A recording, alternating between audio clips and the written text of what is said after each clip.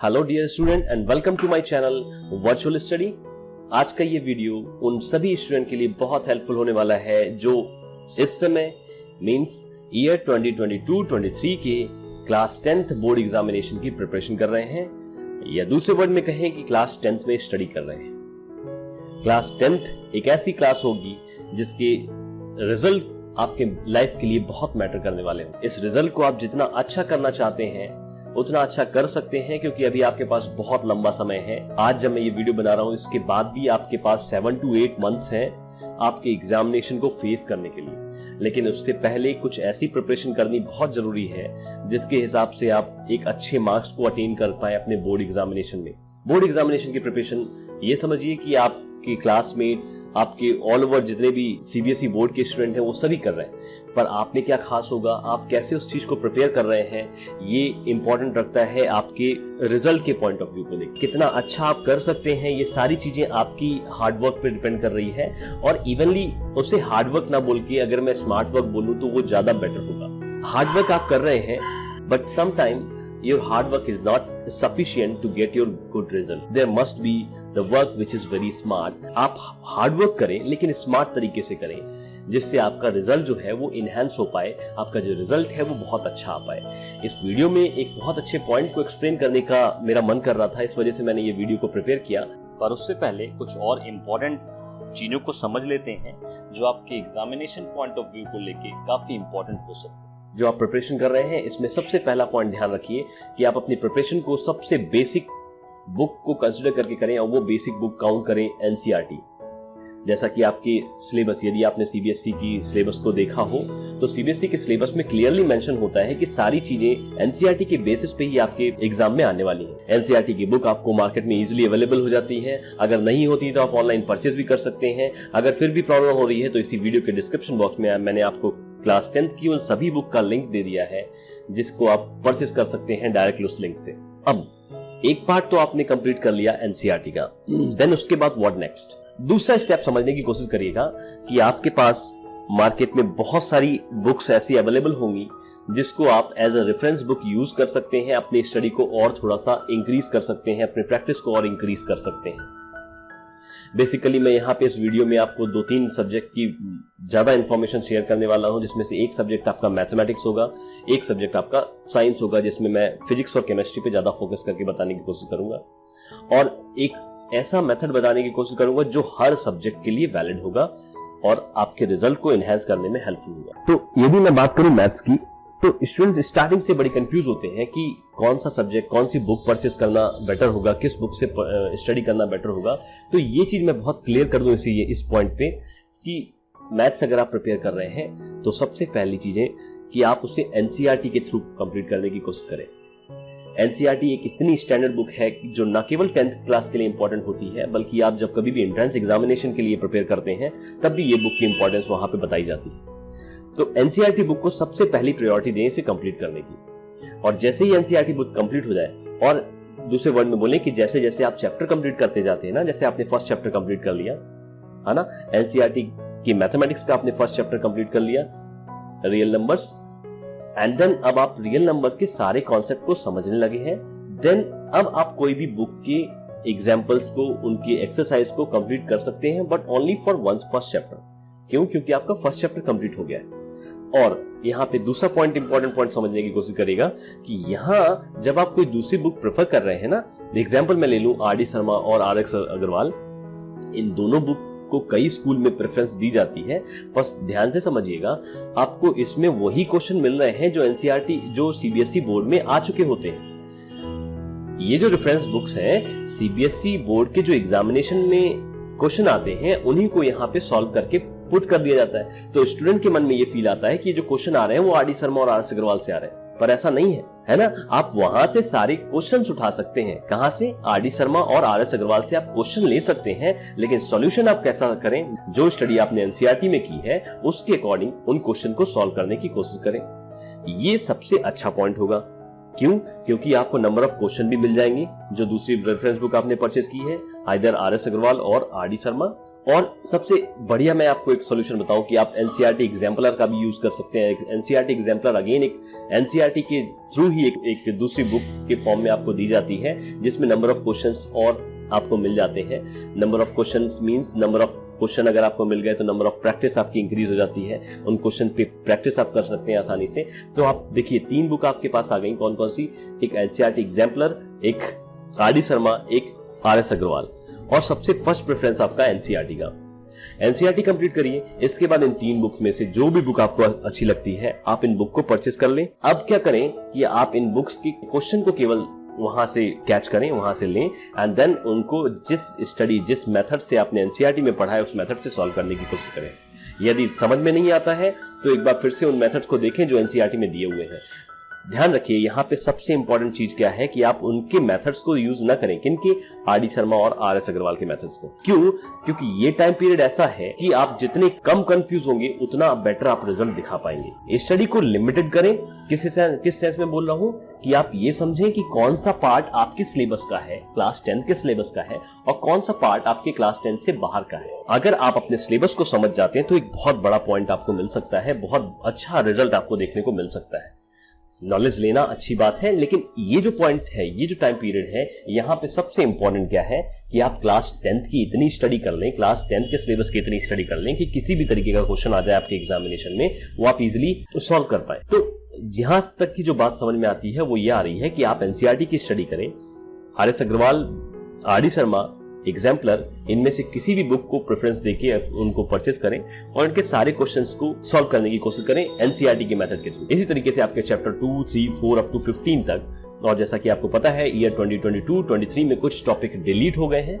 ये डिलीट का मैंने सेपरेट वीडियो बना रखा है, जिसकी लिंक अगेन आपको इसी वीडियो के डिस्क्रिप्शन बॉक्स में मिल जाएगी। कौन कौन से टॉपिक डिलीटेड है वो भी ध्यान रखें, उन टॉपिक पे ज्यादा ध्यान ना दें, उन टॉपिक को आप लीव कर दें। तो मैथमेटिक्स में जितने भी चैप्टर्स हैं पहले एनसीईआरटी से कंप्लीट कर दें, और जैसे जैसे चैप्टर कंप्लीट होते जाते हैं वैसे वैसे आप उनकी और क्वेश्चन के लिए आप दूसरी रेफरेंस बुक का यूज कर सकते हैं। और प्रैक्टिस करते समय ध्यान रखें कि एनसीईआरटी के मेथड्स का ही यूज करना है। ओके, ये सेकेंड इंपॉर्टेंट पॉइंट हो गया।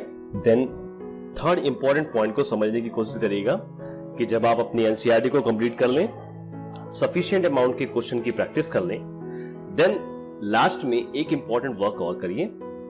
क्या कि प्रीवियस 5 ईयर के पेपर अगर आपको मिल जाए सीबीएसई बोर्ड के, तो उसको आप एक कार्य तरीके से लगाने की कोशिश करें। ये बात बहुत इंपॉर्टेंट है और शायद मुझे लगता है आप लोगों ने कई लोगों के मुंह से सुनी भी होगी, है ना। और जब ये बात बताई जा रही है कि इंपॉर्टेंट है, इसका मतलब जरूर इसमें कोई न कोई ऐसी बात होगी जो आपको काफी हेल्प कर सकती है। सीरियसली अगर मैं बताऊं कि यदि आप सारी प्रैक्टिस करने के बाद अगर आप ये लास्ट ईयर के कुछ पेपर्स की प्रैक्टिस कर लेते हैं तो बहुत सारे ऐसे क्वेश्चन आपको देखने को मिलेंगे जो हो सकता है आपको दूसरी बुक में ना मिले। रीजन क्या है कि दूसरी बुक में मिलने का, कि भाई जब आपके पेपर हो जाते हैं ना तो बाकी जो पब्लिशर्स होते हैं वो उस क्वेश्चन को सॉल्व करके आपको बुक में प्रेजेंट करके दे देते हैं, लेकिन फिर भी इस तरह के क्वेश्चन का पैटर्न जो आपको देखने को मिलेगा ना वो बहुत ही डिफरेंट होगा। एक साथ आप उस पूरे कंप्लीट पेपर को लगा लें। जैसे मैथ्स का आपने पेपर लगाया, कंप्लीट एक पेपर को आराम से इत्मीनान से बैठ के किस फ्री टाइम में आराम से उसे पूरे कायदे तरीके से कंप्लीट करें। कायदा तरीका मतलब क्या कि आप पूरे स्टेप वाइज उसे कंप्लीट करने की कोशिश करें जिस तरीके से उसको आप रिप्रेजेंट करना चाहते हैं। यहाँ पे एक टर्म और एक्सप्लेन कर दूं कि रिप्रेजेंट करने के बहुत सारे तरीके होते हैं। अगर आपके क्लास में 40 स्टूडेंट हैं तो किसी एक क्वेश्चन के लिए 40 डिफरेंट स्टेप्स वहां पे देखे जा सकते हैं, लेकिन उसी सेम क्वेश्चन में सेम स्टेप्स के साथ कई स्टूडेंट के बीच में मार्क्स के वेरिएशन आपको देखने को मिलेंगे। इसका कारण केवल ये बनता है कि आपका रिप्रेजेंटेशन का तरीका कैसा है। इस रिप्रेजेंटेशन के तरीके को कैसे आप मार्किंग अच्छी अटेन कर पाए बोर्ड एग्जामिनेशन में, इसके लिए भी मैंने एक सेपरेट वीडियो बना दिया है जिसका लिंक आपको इसी वीडियो के डिस्क्रिप्शन बॉक्स में मिल जाएगा। उस वीडियो में मैंने ये पूरे कायदे तरीके से बताने की कोशिश की है कि कैसे आप लिखें, क्या क्या मेथड्स को आप यूज करें ताकि मैक्सिमम स्कोरिंग आपको मिल सके। वो सारी इंफॉर्मेशन मैंने उस वीडियो में एक्सप्लेन कर दी है। तो अब यहाँ पे एक इंपॉर्टेंट टर्म निकल के और आता है कि आप लास्ट ईयर के पेपर आप कहाँ से देखेंगे। जब आप नेट पे सर्च करते हैं तो कोई ऐसा जेन्युइन चीज आपको नहीं फील होती है कि ये वाकई में सीबीएसई का पेपर है या फिर किसी ने अपने तरीके से बना के यहाँ पे अपलोड कर दिया है। तो आज मैं इस वीडियो के माध्यम से इस पॉइंट को और एक्सप्लेन करना चाहता था, जिसके लिए मेरा मेन मोटिव था इस वीडियो को बनाने का। और वो पॉइंट क्या था कि आप कैसे जेन्युइनली सीबीएसई बोर्ड की एग्जामिनेशन पेपर को डाउनलोड कर पाए पीडीएफ फॉर्म में। और ऑफिशियल तरीके से बताने की मैं कोशिश कर रहा हूं, जिसके लिए आपको करना क्या है कि अपने ब्राउजर को ओपन करना है। इस ब्राउजर में सिंपली आपको टाइप करना है cbsc.gov.in। जैसे ही आप इस वेबसाइट को ओपन करेंगे तो सबसे पहली वेबसाइट आपको कुछ ऐसी डिस्प्ले होगी। यहां पे आप जाएंगे मेन वेबसाइट में। मेन वेबसाइट को जैसे ही आप ओपन करेंगे तो सबसे पहले पेज डिस्प्ले नहीं होगा एंड सडनली कुछ सेकंड्स के बाद ये पेज कंप्लीटली आपको डिस्प्ले हो जाएगा। ध्यान रखिएगा, ये जेन्युइन तरीका बता रहा हूं जहां पे आप पूरी तरीके से बिलीव कर सकते हैं कि ये जो पेपर है वो बोर्ड की तरफ से अपलोड कर दिए गए हैं, यानी कि ऑफिशियल वेबसाइट पे। तो ये जो मेथड है, इससे आपको जो पेपर मिलेगा वो उस पर आप टोटली बिलीव कर सकते हैं। इसको आप स्क्रॉल करके नीचे पहुंचेंगे तो देखिएगा एक ऑप्शन आपको मिलेगा बोर्ड एग्जामिनेशन का। ध्यान से देखिए, ये वाला बोर्ड एग्जामिनेशन। ये बोर्ड एग्जामिनेशन का जो पॉइंट है यहाँ पे आपको देखने को मिलेगा प्रीवियस ईयर क्वेश्चन पेपर। ध्यान से समझिएगा, इसको जैसे ही आप क्लिक करते हैं आपके पास कंप्लीट लिस्ट आती है उन सभी पेपर्स की, compartment as well as main examination. आप सभी ईयर के हर पेपर को यहाँ से इजीली डाउनलोड कर सकते हैं, इजीली इसकी प्रैक्टिस कर सकते हैं। देखिएगा, ध्यान से समझिएगा कि ये ईयर 2013 से ये सारे पेपर्स आपको इस वेबसाइट पे मिल जाएंगे। वेबसाइट कौन सी है? Central board of secondary education means CBSE की एक ऑफिशियल वेबसाइट की इंफॉर्मेशन मैं आपको यहाँ पे शेयर कर रहा हूँ, जहाँ पे यदि आप इस क्वेश्चन पेपर फॉर एग्जामिनेशन 2013 पे क्लिक करते हैं तो आपको यहाँ पे 2 क्लासेस मिल जाती है। क्लास 10th के बारे में मैं इस वीडियो में एक्सप्लेन कर रहा हूँ। तो क्लास 10 पे आप क्लिक करके आप उन सभी सब्जेक्ट के पेपर्स को डाउनलोड कर सकते हैं। यदि मैं लेटेस्ट ईयर की बात करूं तो लेटेस्ट अभी इन्होंने 2022 का अपलोड नहीं किया है, लेकिन जल्दी ही ये भी पेपर आपको यहाँ पे देखने को मिल जाएगा। और वो नॉर्मली तब मिलता है जब आपके कंपार्टमेंट के पेपर कंप्लीट हो जाते हैं, उसके बाद दोनों ही पेपर आपको यहाँ पे देखने को मिल जाएंगे। अभी जो पेपर है देखिए लेटेस्ट 2020 का पड़ा हुआ है, यहाँ पे देखिए क्लास 10th और आपके सारे के सारे सब्जेक्ट्स, हर सब्जेक्ट के यहाँ पे डाउनलोड लिंक यहाँ पे आपको दिख रही है कि यदि आप इसको डाउनलोड पे क्लिक करेंगे तो आप पे वो पेपर सडनली डाउनलोड हो जाएगा। ओके, यहाँ पे सभी सब्जेक्ट के आपको पेपर यहाँ पे दिख जाएंगे। आपके एडिशनल सब्जेक्ट हो जैसे आर्टिफिशियल इंटेलिजेंस हो गया, फूड प्रोडक्शन हो गया, इंफॉर्मेशन टेक्नोलॉजी अगेन एक ऐसा सब्जेक्ट जिसके लिए आप किस बुक से स्टडी करेंगे, इसकी इंफॉर्मेशन कई बच्चों को प्रॉब्लम क्रिएट करती है। तो कौन सी बुक आप प्रेफर करें, किस बुक से आईटी जैसे सब्जेक्ट को पढ़ें, इसकी इंफॉर्मेशन अगेन मैंने एक वीडियो में बता दी है, जिसकी लिंक आपको इसी वीडियो के डिस्क्रिप्शन बॉक्स में मिल जाएगी। मुझे लग रहा है कि ये वीडियो काफी बड़ा हो गया, लेकिन काफी इंफॉर्मेटिव वीडियो बनाने की मैंने कोशिश की है और यहाँ से आपको जो चीज निकल के आ रही है वो एकदम क्लियर 3 पॉइंट के फॉर्म में आपको निकल के आ रही है कि सबसे पहले अपनी जो प्रिपरेशन कर रहे हैं 10th as well as 12th की भी अगर मैं बात करूं तो सेम पैटर्न को फॉलो कर सकते हैं कि 10th क्लास में या 12th क्लास में सबसे पहले प्रायोरिटी दें एनसीईआरटी को कंप्लीट करने की। एनसीईआरटी कंप्लीट होने के बाद प्रैक्टिस करने के लिए आप दूसरी बुक को यूज कर सकते हैं, लेकिन मेथड्स एनसीईआरटी के ही यूज करें। और third important point, topic complete होने के बाद, पूरे बुक कंप्लीट करने के बाद, प्रैक्टिस करने के बाद आप इस प्रीवियस ईयर के पेपर को जरूर कंप्लीट करने की कोशिश करें और एक वेरी जेन्युइन तरीके से, एक बहुत अच्छे तरीके से इसको कंप्लीट करने की कोशिश करें, ताकि जो भी डाउट्स हैं, किस तरीके के क्वेश्चन आते हैं, कंटिन्यूएशन आपको समझ में आए, एक इजी वे समझ में आए कि किस तरीके से आपको रिप्रेजेंट करना है, किस तरीके से आपको मार्क्स मैक्सिमम अटेन करने हैं। तो ये 3 पॉइंट्स मेन रीजन था इस वीडियो को बनाने का। उम्मीद करता हूं इस वीडियो में आपको जो मिलने वाला है फ्रूटफुल इन्फॉर्मेशन वो आपको बहुत हेल्प करने वाली है अपकमिंग एग्जामिनेशन को फेस करने के लिए। और उम्मीद करता हूं आप सभी के बहुत अच्छे रिजल्ट आए। यदि आपको फिर भी कोई डाउट है सीबीएसई बोर्ड के एग्जामिनेशन से रिलेटेड, जो अगर मैं सॉल्व कर सकता हूं, तो आप उसको फ्रैंकली इसी वीडियो के कमेंट बॉक्स के थ्रू पूछ सकते हैं। Thank you for watching this video. अगले वीडियो में कुछ और नई इंफॉर्मेशन को समझने की कोशिश करेंगे।